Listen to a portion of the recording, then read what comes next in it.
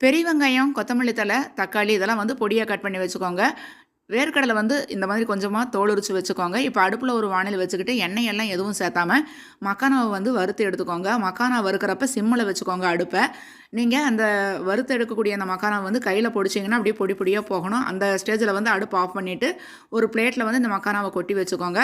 அதுக்கப்புறமா திரும்பவும் ஒரு வாணலி வச்சுட்டு, அதுல கொஞ்சமா எண்ணெய் ஊத்தி, மிளகாத்தூள், கரம் மசாலா தூள், மஞ்சள் தூள், உப்பு இது எல்லாம் போட்டு அப்படியே அந்த எண்ணெயில சிம்ல வச்சு வணக்கிக்கோங்க. அதில வந்து நீங்க அந்த ஏற்கனவே எடுத்து வச்சிருக்கக்கூடிய மக்கானாவை கொட்டி அப்படியே வறுத்து வச்சுக்கோங்க.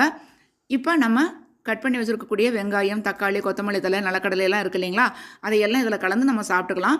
கொஞ்சமா எலுமிச்சம்பழம் புழிஞ்சுக்கோங்க. குழந்தைகள்லாம் ஸ்கூல் விட்டு வந்த உடனே குடுத்தீங்கன்னா ரொம்ப விரும்பி சாப்பிடுவாங்க. எலும்புகளுக்கெல்லாம் இது ரொம்ப நல்லது. நீங்க மக்கானா வந்து வறுத்து ஒரு பாட்டில்ல ஸ்டோர் பண்ணி வச்சுக்கிட்டீங்கன்னா, எப்ப வேணாலும் யூஸ் பண்ணிக்கலாம். இது தாமரை விதைகள்னு சொல்லுவாங்க.